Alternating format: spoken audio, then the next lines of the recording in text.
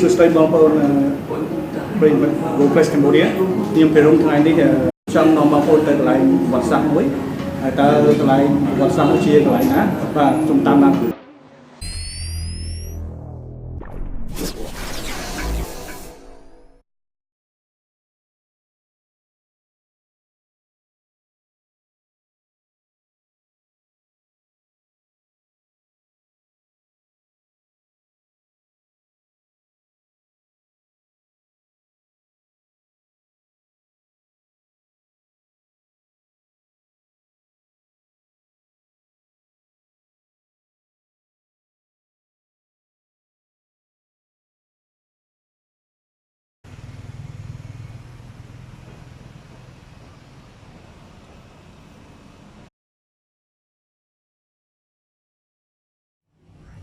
បាទខ្ញុំមកដល់នៅក្នុងទីលាននៃវិទ្យាល័យទូរស្វ័យព្រៃបាទវិទ្យាល័យទូរស្វ័យទីនេះជាអតីតគឺជាសាលារៀនកន្លែងអប់រំណាបដកាលប្រជាពលរដ្ឋប៉ុន្តែនៅក្នុងរបប3ឆ្នាំ8ខែ20ថ្ងៃគឺរបបខ្មែរក្រហមបាទបានប្រែក្លាយទីនេះគឺជាកន្លែងខាំងហើយនឹងសួរចម្លើយទៅលើជនសង្ស័យដែលអង្គការថាជាជនក្បត់ដែលក្នុងនោះគឺមានជាប្រជាពលរដ្ឋមន្ត្រីរាជការទាហានប៉ូលីសបាទជនបរទេសអ្នកកសែតការអ្នកទូតឬក៏មន្ត្រីខ្មែរក្រហមគ្នាឯងដែលសង្ស័យថាជាមនុស្សដែលក្បត់អង្គការហើយបន្ទប់នីមួយៗបានប្រែក្លាយទៅជាបន្ទប់សួរចម្លើយនិងបន្ទប់ដែលគេរៀបចំជាសែលតូចៗបាទជាបន្ទប់តូចៗសម្រាប់ដាក់នៅអ្នកទោសទាំងអស់នោះបាទ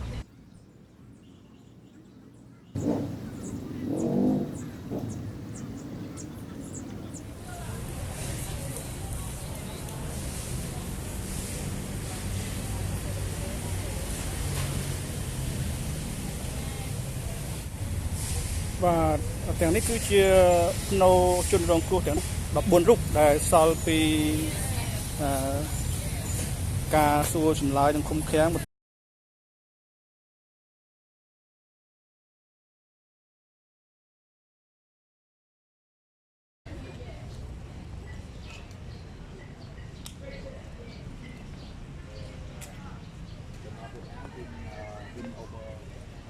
នៅទីនេះមានអគារកអគារនីមួយៗគឺដាក់អ្នកទោសទៅតាមទូនទីតាមឋានៈហើយជាពិសេសអគារ A នេះគឺដាក់ទៅលើមន្ត្រីរបស់ខ្មែរក្រហមដែលគេចាត់ទុកថាជាខ្មាំងតោះឥឡូវយើងទៅមើលអគារនីមួយៗជាបន្ទប់សួរចម្លើយនិងធ្វើទរណកម្មបាទឥឡូវយើងមកដល់អគារ A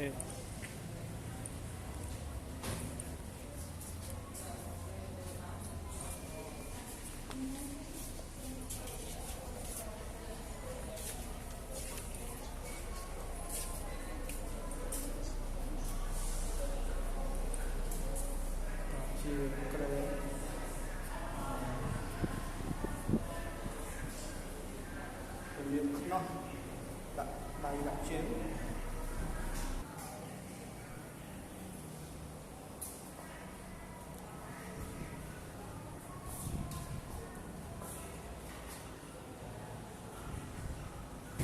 អគារអីគឺជាអគារដែលគេដាក់មាតុបាលរបស់ខ្មែរក្រហមបាទមន្ត្រីជាន់ខ្ពស់ដែលគេចោទប្រកាន់ថាជាជនក្បត់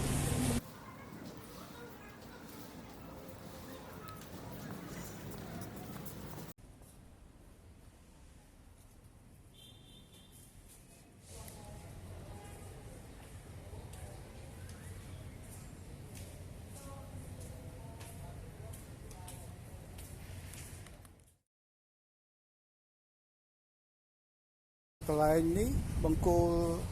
ពីរដែលមានពាងខាងក្រោមនេះគឺជាកន្លែងដែលសួរចម្លើយដោយចងជើងបាទឡើងទៅលើក្បាលជើងក្រោមហើយចងស្ដាប់សេកដើម្បីសួរចម្លើយដល់ជនរងគ្រោះកម្ពស់នៃបង្គោលទាំងពីរនេះសម្រាប់ចងព្យួរជើងឡើងលើកចុះក្រោមនេះគឺមានប្រហែលជា កម្ពស់5 ម៉ែត្រ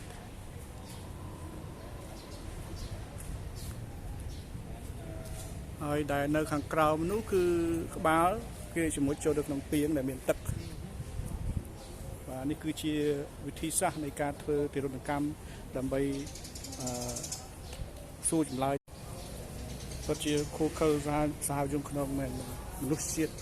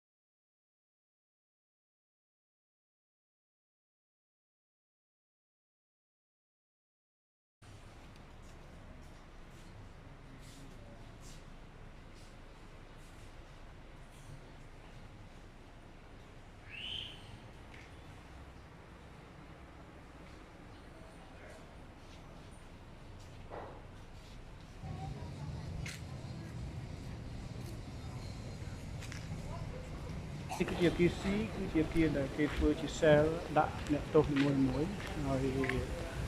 ទោសនីមួយៗគឺស្មើសឹងតែមកពេញខ្លួនប្រហែលជា1 ម៉ែត្រ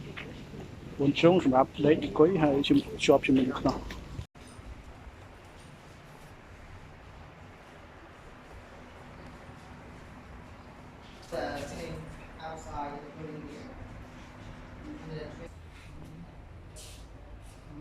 ខ្សែខ្នោះជាមួយនឹងកេះបាទនេះជាបន្ទប់របស់លោកតាជុំមីជនរងគ្រោះនៅសល់រូបតែសល់រូបរាងជីវិតតពីរបបប៉ុលពតគាត់នៅទីនេះឡើយ